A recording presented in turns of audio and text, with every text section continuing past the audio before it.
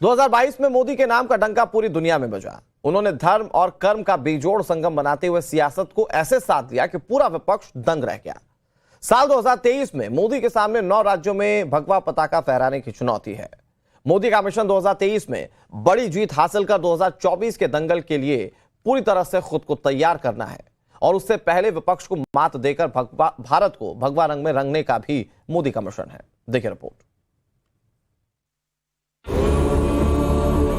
तत्पुरुषाय विद्महे महादेवाय धीमहि तन्नो रुद्रः प्रचोदयात्।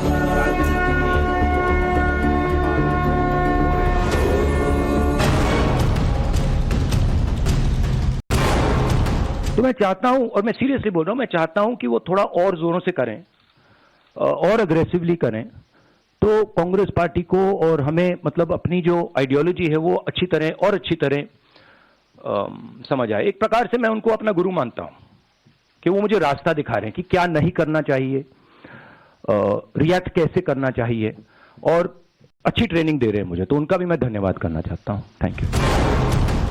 2022 के जाते जाते राहुल की जुबां पर आखिरकार वो बात आ ही गई जिसमें 2024 के भारत की सियासी तस्वीर की वो नई झलक है जिसे अंदर खाने पूरा विपक्ष मान तो रहा था, लेकिन खुलकर कबूल करने की हिम्मत नहीं जुटा पा रहा था।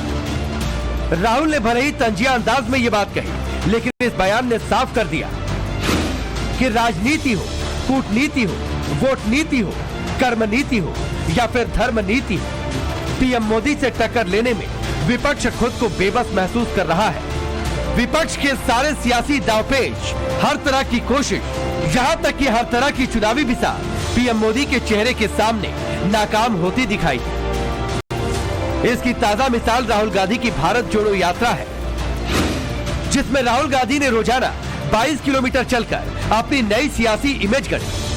7 सितंबर को कन्याकुमारी से यात्रा शुरू कर 9 राज्यों तमिलनाडु, केरल, कर्नाटक, तेलंगाना, आंध्र प्रदेश, महाराष्ट्र, मध्य प्रदेश, राजस्थान, हरियाणा और दिल्ली को नापा। 108 दिन की अपनी यात्रा में 3000 किलोमीटर की दूरी तय कर राजधानी दिल्ली में 9 दिन का ब्रेक लिया और मोदी सरकार पर देश भर में डर फैलाने का आरोप लगाया। दावा किया कि मेरी राह रोक ले, मुझे बदनाम करने के लिए बीजेपी ने हजारों करोड़ खर्च किए। बीजेपी का प्रॉब्लम है कि उन्होंने हजारों करोड़ रुपए मेरी इमेज को खराब करने में लगा दिए हैं और मेरी एक यहां पे उन्होंने इमेज बना दी है। अब लोग सोचते हैं कि ये मेरे लिए नुकसानदायक है, मगर एक्चुअली ये मेरे लिए फायदेमंद है। क्यों? क्योंकि सच्चाई मेरे हाथ में है और सच्चाई को छुपाया नहीं जा सकता है। तो जितना पैसा ये मेरी इमेज को खराब करने में डालेंगे, उतनी शक्ति वो मुझे दे रहे हैं। इन सबके बीच कांग्रेस कहती रही कि 2024 में पीएम पद की उम्मीदवारी पर विपक्ष से सबसे बड़ा दावा राहुल का है। लेकिन इसी दावे के चंद घंटे के बाद कांग्रेस के बड़े सिपासालार रहे एके एंटनी ने पार्टी को सच का आईना दिखा दिया। कह दिया कि कांग्रेस को सत्ता में आना है तो उसे देश के हिंदू समाज का भरोसा जीतना होगा। जाति व्यवस्थ याधिकार भूरिपक्ष ന്യൂനപക്ഷം മാത്രം പോരാ, ജനങ്ങളിൽ ഭൂരിപക്ഷം पुरुष समुदाय हिंदुत्व। एके एंटनी ने कांग्रेस को सत्ता में वापसी करने के लिए वही सियासी मंत्र दोहराया जो उन्होंने साल 2014 में भी कहा था। एंटनी के बयान ने साफ कर दिया कि देश के हिंदू वोट बैंक का समर्थन कांग्रेस को हासिल नहीं है। वो 2014 से मोदी सरकार के साथ है, बल्कि और मजबूत होता जा रहा है। राहुल प्रियंका की सियासी यात्राओं में बेहद सोच समझकर लगाया गया धर्म का तड़का भी कांग्रेस का सियासी बेड़ा पार नहीं कर पा रहा। कांग्रेस की सॉफ्ट हिंदुत्व वाली रणनीति की असली हकीकत देश की जनता अच्छे से समझ रही है। कांग्रेस पार्टी के वरिष्ठ नेता एके एंटनी ने उनके वोट बैंक और अपीजमेंट पॉलिटिक्स और तुष्टीकरण की राजनीति का पर्दाफाश किया है। एके एंटनी साहब ने कहा है कि केवल माइनॉरिटी वोट बैंक पर निर्भर रहकर वो चुनाव नहीं जीत सकते। रेड्डी ने राहुल गांधी को टैग करते हुए ट्वीट किया, लिखा, ये बतलाता है कि क्यों राहुल गांधी खुद के जनेऊधारी ब्राह्मण होने का दावा करते हैं। सफलता के शिखर तक पहुंचने के लिए भी ये जरूरी है कि राष्ट्र अपने सांस्कृतिक उत्कर्ष को छुए, अपनी पहचान के साथ गौरव से सर उठा करके खड़ा हो जाए। बड़ा सवाल यह है कि 2014 से 2022 के 8 सालों में कांग्रेस हिंदू वोटरों को क्या नहीं साध सकी? तो इसका जवाब कांग्रेसी सियासत के बीच में छिपा नजर आता है। ए.के. एंटनी के सुझाव में दिखता है जवाब यही कि कांग्रेस ने अपनी सियासत के केंद्र में अल्पसंख्यक तुष्टीकरण को रखा। आजादी के बाद बनी सरकारों से देश में साबित किया गया कि सत्ता की चाबी अल्पसंख्यक वोट बैंक के पास है। इसको 2014 के बाद मोदी सरकार लगातार बदल रही है और साबित कर रही है कि असल में देश में सत्ता की चाबी हिंदू वोट बैंक के पास है। हम आज भी धर्म और भक्ति की बात करते हैं तो भक्तराज प्रहलाद को याद करते हैं। हम धैर्य और विवेक की बात करते हैं तो बालक ध्रुव का उदाहरण देते हैं। हम मृत्यु के देवता यमराज को भी अपने तप से प्रभावित कर लेने वाले नचिकेता को भी नमन करते हैं, जिस नेत्री नचिकेता ने बाल्यकाल में यमराज को पूछा था, व्हाट इज दैट? कैसे 2014 में मोदी सरकार बनने के बाद भारत में सत्ता का फलसफा बदलता चला गया। जून 2014 तक देश के 7 राज्यों में बीजेपी की सरकार बनी। देश की 26% आबादी ने समर्थन दिया। मार्च 2018 तक देश के 21 राज्यों में बीजेपी की सरकार बनी। देश की 71% आबादी का समर्थन मिला। मार्च 2022 में भी देश के 18 राज्यों में बीजेपी की सरकार है। 50% आबादी का समर्थन इसे मिला है। ये सियासी चमत्कार इसलिए घटता रहा क्योंकि मोदी सरकार ने भगवा राजनीति को केंद्र में रखते हुए सबका साथ, सबका विकास और सबका विश्वास के मंत्र को साधा। ये जरूर कहूंगा कि अब नया भारत दशकों पहले हुई एक पुरानी भूल को सुधार रहा है। किसी भी राष्ट्र की पहचान उसके सिद्धांतों, मूल्यों और आदर्शों से होती है। हमने इतिहास में देखा है, जब किसी राष्ट्र के मूल्य बदल जाते हैं तो कुछ ही समय में उसका भविष्य भी बदल जाता है। और ये मूल्य सुरक्षित तब रहते हैं जब वर्तमान पीढ़ी के सामने अपने अतीत के आदर्श स्पष्ट होते हैं।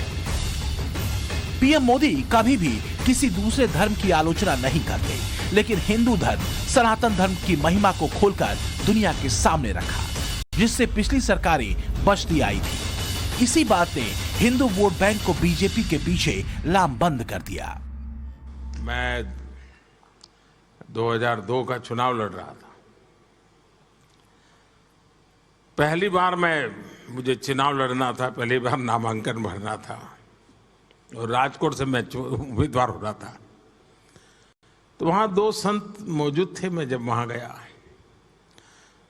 तो उन्होंने मुझे एक डिब्बा दिया। मैंने खोला तो अंदर एक पेन थी। तो उन्होंने कहा कि प्रमुख स्वामी ने भेजा है, आप जब नामांकन में हस्ताक्षर करेंगे तो इस पेन से करना।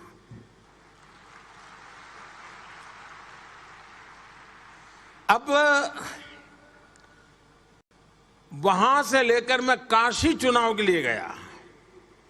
एक भी चुनाव ऐसा नहीं है जब मैं नामांकन करने गया और उसके लिए मुझे हस्ताक्षर करने के लिए पेन पूज्य प्रमुख स्वामी जी के व्यक्ति आकर के खड़े न हुआ। और जब काशी गया तब तो मेरे लिए सरप्राइज था, उस पेन का जो कलर था वो बीजेपी के झंडे के कलर का था। ये तस्वीरें जनता को संदेश देती रही, हिंदू वोट बैंक को यकीन दिलाती रही कि पीएम मोदी धर्म के साथ है, इसलिए धर्म मोदी के साथ है। बीजेपी के विजय का अश्वमेध रुक नहीं रहा है। बीजेपी ने 2013 की तबाही झेले केदारनाथ की तस्वीर बदल दी, जिसकी गिनती हिंदू धर्म के धामों में होती है। मोदी सरकार की पहल पर अयोध्या विवाद सुलझा।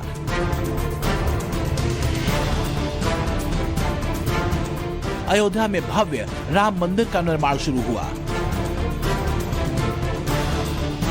वाराणसी में काशी विश्वनाथ कॉरिडोर की कल्पना साकार हुई। उज्जैन में महाकाल कॉरिडोर का दिव्य भव्य स्वरूप सामने आया।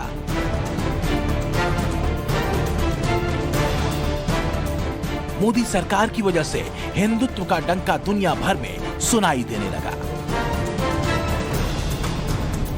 जबकि अल्पसंख्यक तुष्टीकरण के चक्कर में कांग्रेस ने राम मंदिर से लगातार सियासी दूरी बनाए रखी, हिंदू आस्था को दरकिनार कर इस महत्वपूर्ण मसले को सालों तक उलझाए रखा।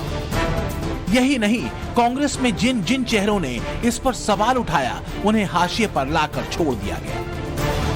2014 के बाद देश के बदलते मूड को कांग्रेस ने भापा, फिर सॉफ्ट हिंदुत्व का दांव लगाते लगाते बहुत देर कर दी।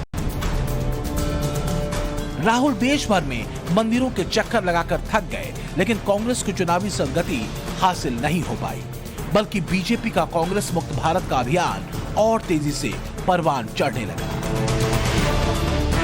राम नाम की सियासी ताकत कांग्रेस को मध्य प्रदेश में समझ में आई, जहां 2018 के विधानसभा चुनाव में राम वन गमन सर्किट बनाने का चुनावी ऐलान किया गया, लेकिन यह वादा छलावा साबित हुआ और एमपी की सत्ता कांग्रेस के हाथ से फिसली। तो फिर उसके वादे पर यकीन करने के लिए हिंदू वोट बैंक तैयार नहीं हुआ। लेकिन ये वादा छलावा साबित हुआ और एमपी की सत्ता कांग्रेस के हाथ से फिसली। इस वादे पर यकीन करने के लिए हिंदू वोट बैंक तैयार नहीं हुआ।